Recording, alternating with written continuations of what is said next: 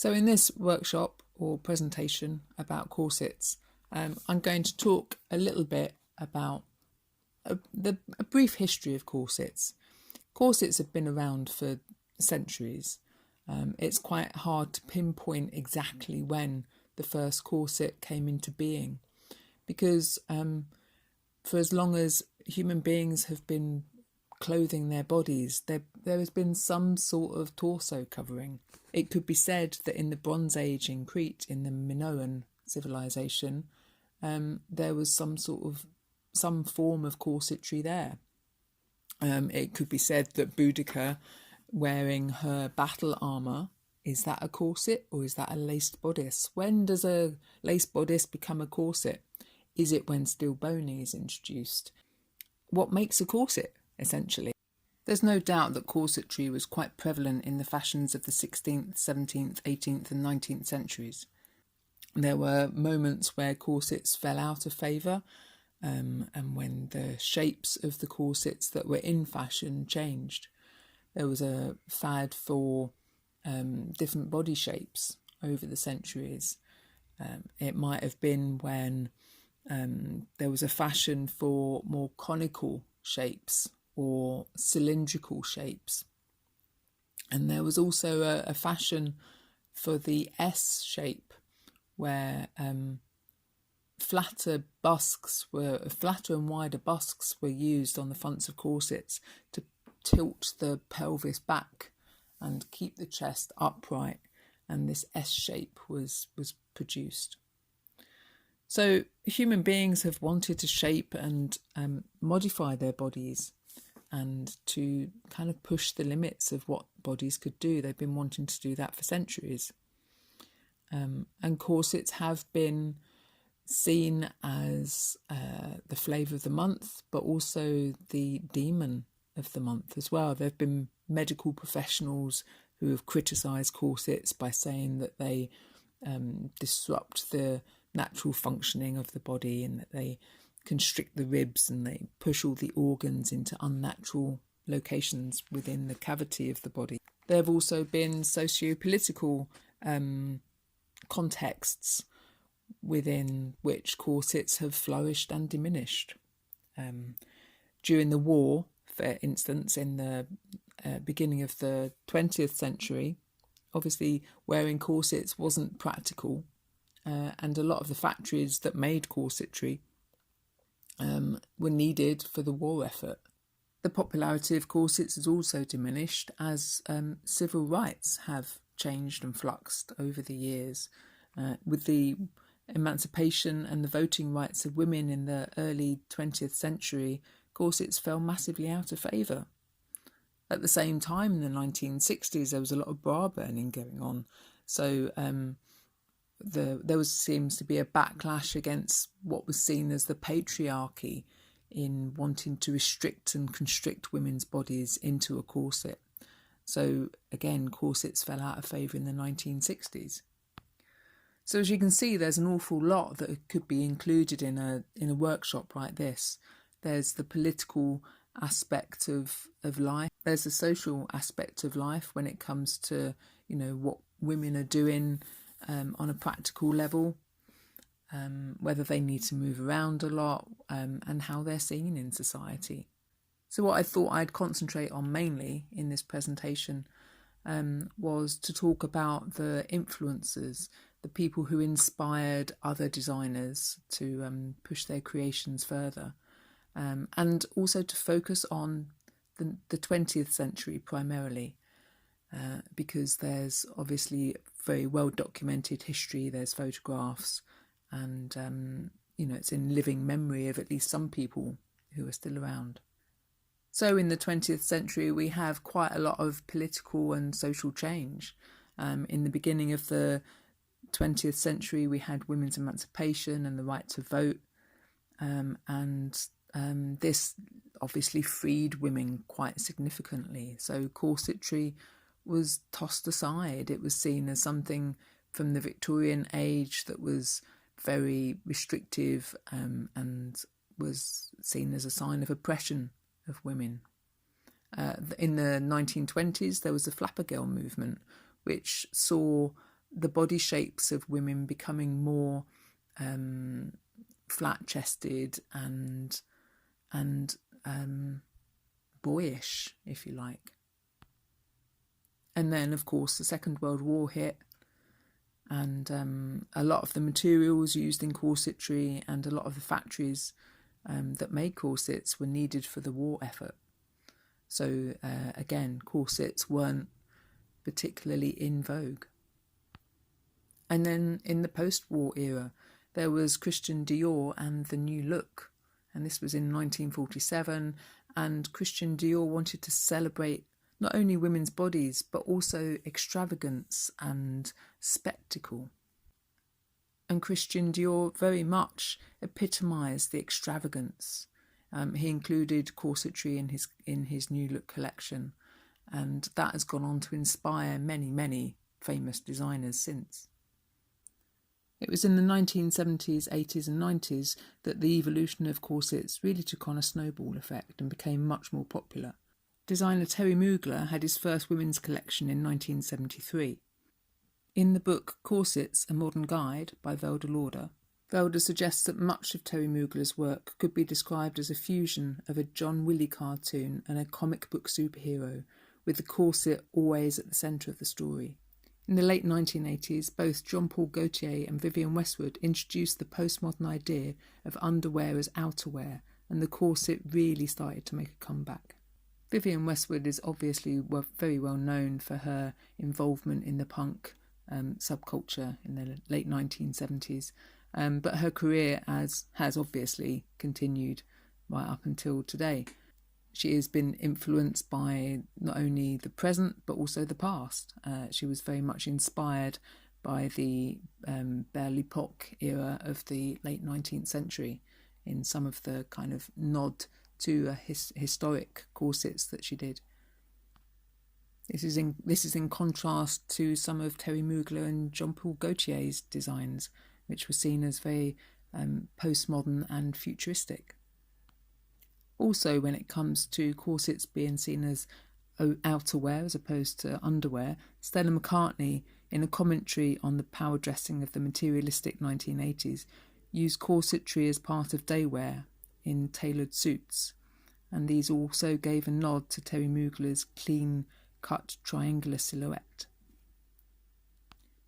Christian Lacroix in the mid-1990s was also seen as being quite influenced by the New Look of Christian Dior, and he also utilised quite a lot of inspiration from the Belle Epoque era of the late 19th century in his corset designs and his collections. And it's actually quite difficult to talk about corsetry, especially in the 20th century, without mentioning Mr. Pearl. Mr. Pearl is a master corsetier, and he specialises in tight lacing. Tight lacing is the extreme body modification practice of training the waist by wearing a corset for a long period of time throughout the day, sometimes even sleeping in the corset. And this reduces the size of the waist and obviously has an impact on the anatomy of the wearer. So tight lacing really does need to be done under very strict controls. It's not something that you can just rush into.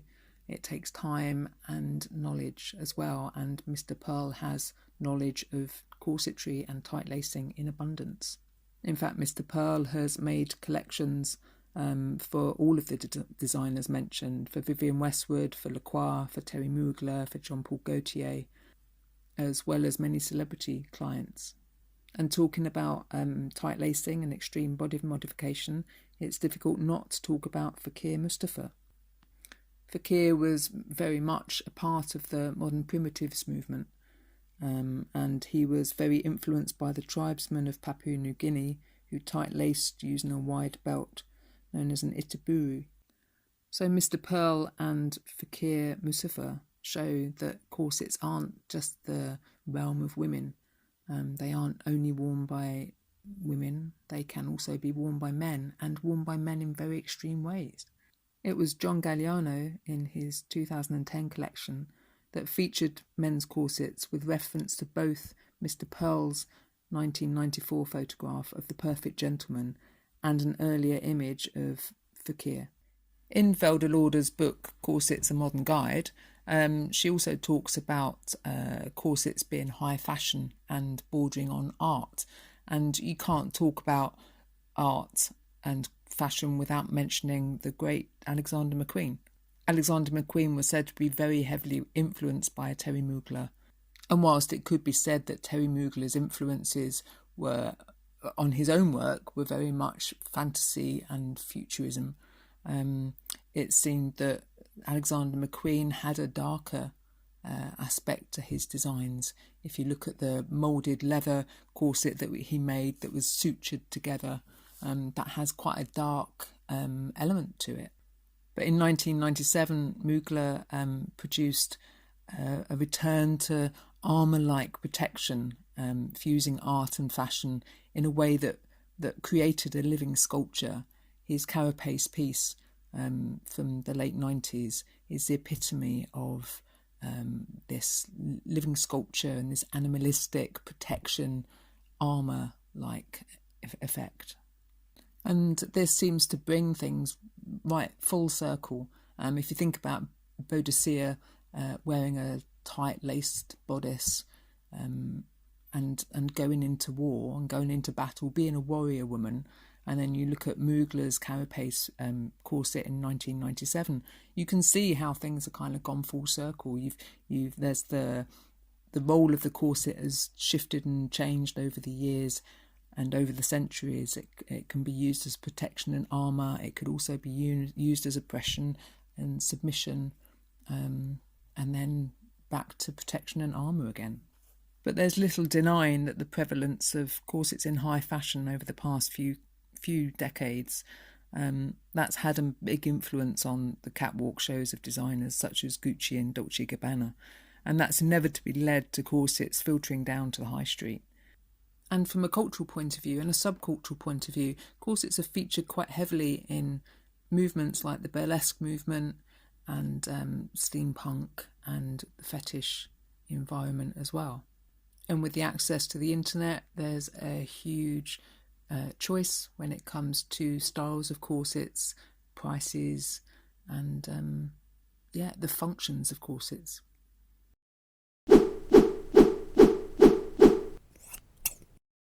Part of the preparation for this presentation about corsets was reading the book Corsets, A Modern Guide by Velda Lauder.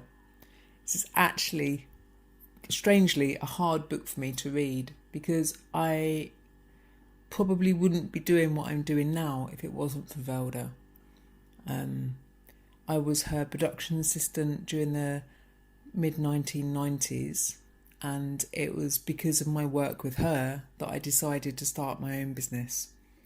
I didn't start doing corsets initially. It wasn't actually until 2013 that I started doing corsets.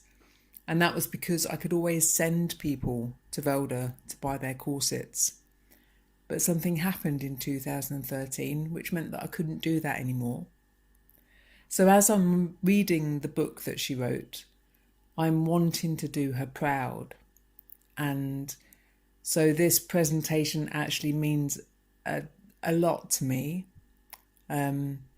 because it was when I joined lots of other friends of hers at Highgate Cemetery to inter her ashes there.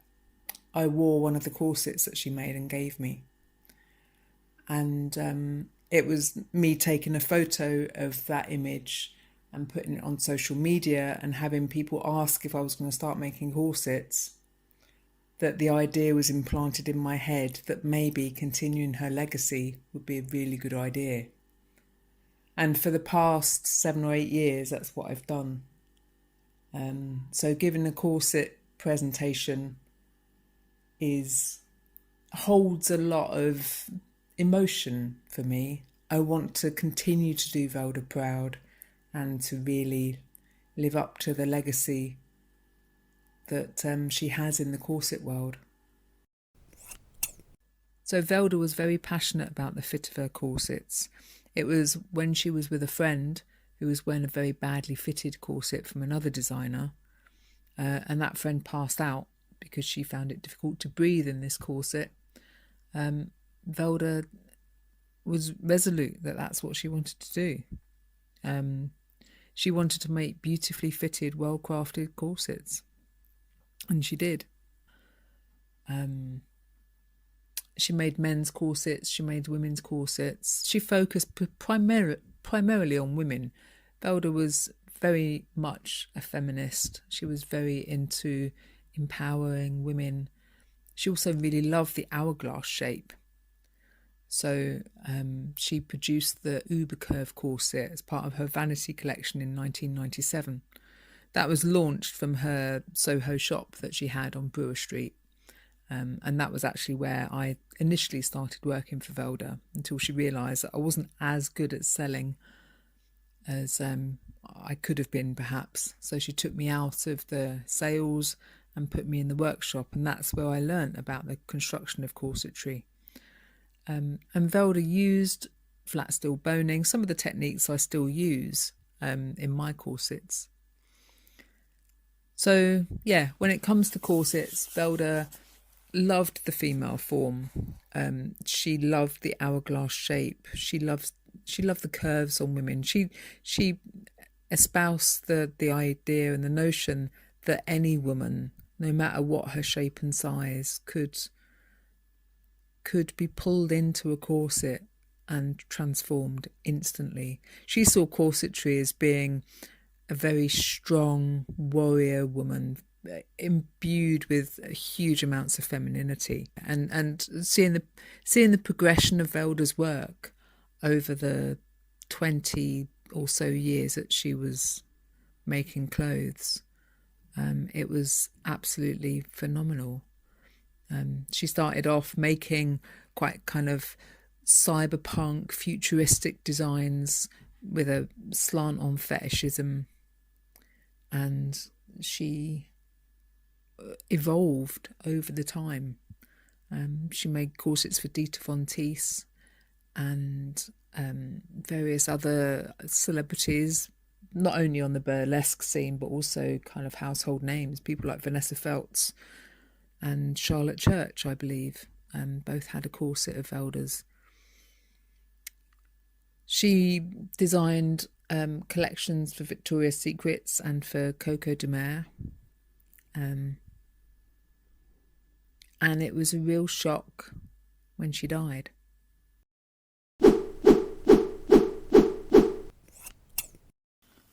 Part of what makes my corsets different from Velda's, what makes them an evolution from some of Velda's ideas, I'm still very much about the fit of corsetry. I've been told that my corsetry is extremely comfortable, and that's partly because of some of the tricks that I learnt from Velda. I learnt that when it comes to corsets, it's the waist that needs to be cinched in. You still need room to breathe, at least through your lungs. And so, yeah, the shape of my corsets are really quite important to me. When it comes to masculinity, femininity, I do border more on the androgynous feel of a corset. I haven't used a busk ever in corsetry. One of the first designs that I made was an overbust corset, and I was on quite a tight deadline. I had this crazy notion that I wanted to make a corset for a particular event, and I think it was at that event that I sold the sample. It was just a backlacing. It had no front fastening.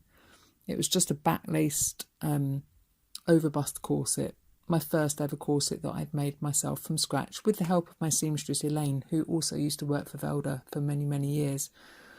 And it was that overbust corset that I made and sold the first time I showed it.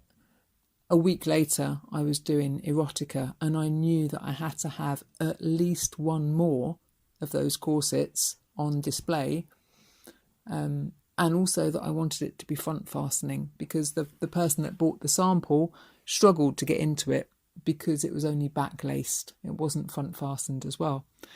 So I had no time to get any supplies, so I literally had to use what I had available in my studio, and that was copious amounts of webbing, which I've always had as part of my collection, and I had some metal trigger hooks, like dog clips.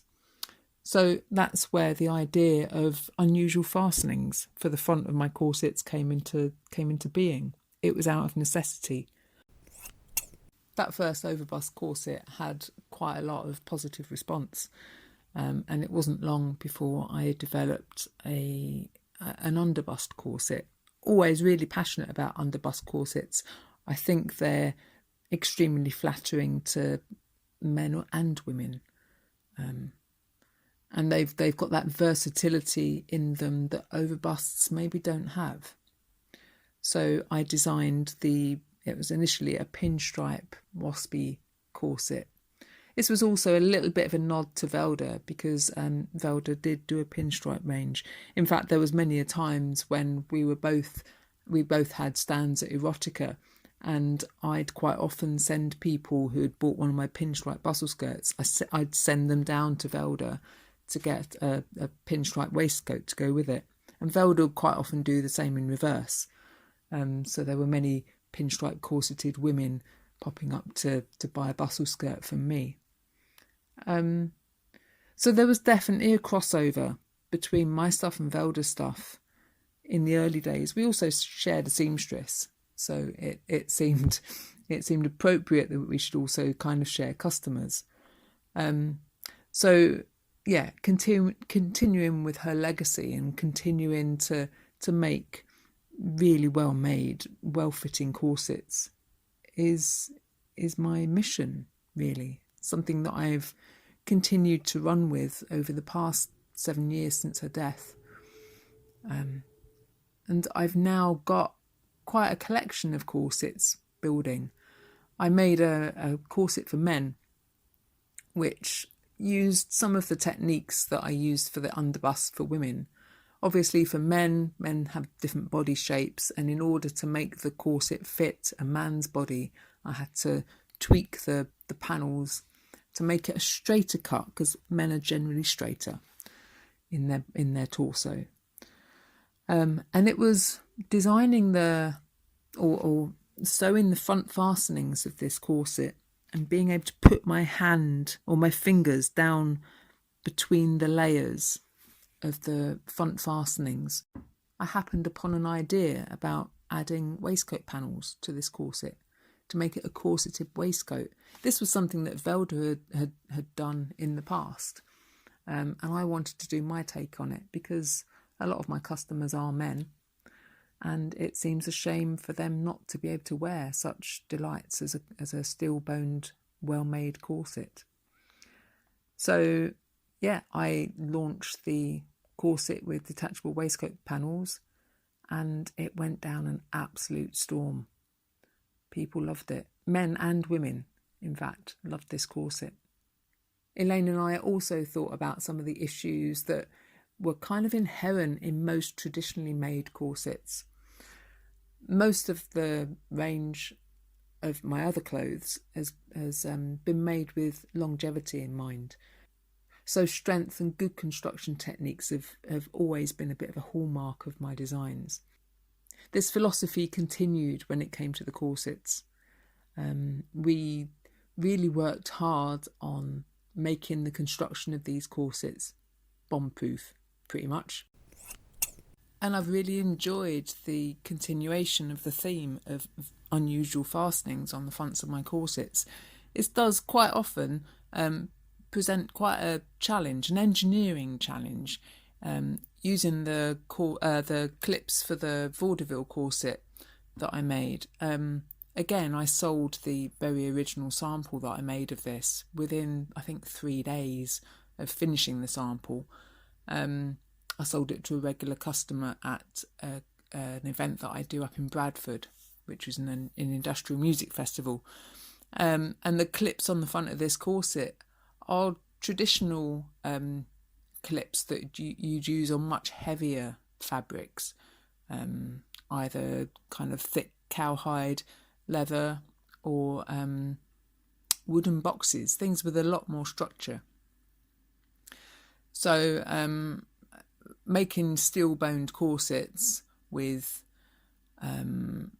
these sorts of fastenings needed quite a lot of inventiveness, which is something that I really enjoy putting into my corsets. This is what makes them an evolution of what's gone before, and also kind of like has a bit of a nod to some of the corsetry that people like Terry Mugler did. And there have been people over the years that have pushed the boundaries of corsets. I don't actually look at those designs and think, oh, I'm going to do something like that. It generally tends to, inspiration generally comes from a fastening or me wanting to just do something a little bit different. The norm of a corset is to have eyelets down the back of the corset. And that's where the lacing goes, and you have the bunny ears around the waist so that you can pull in.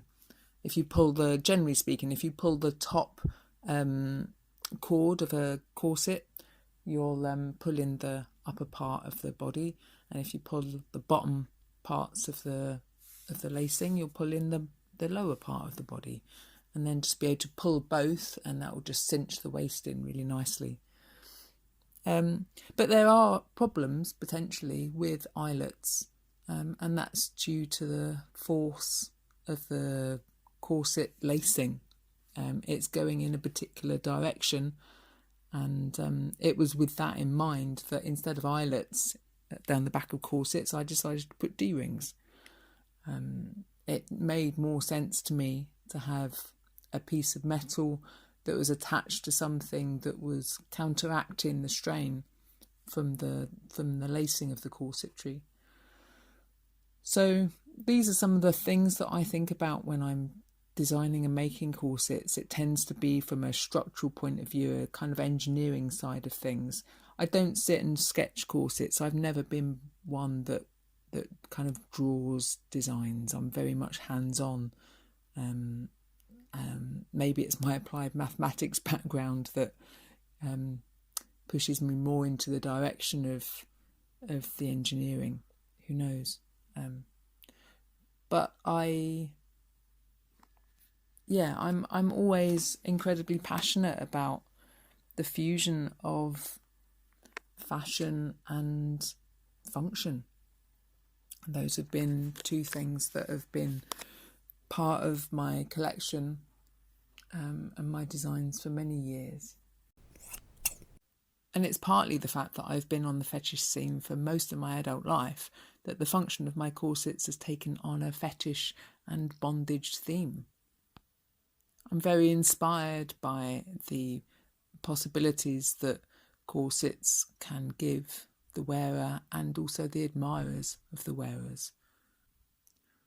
Whilst corsets can be worn by dominants, either male or female dominants, there's an inherent constriction when it comes to corsetry.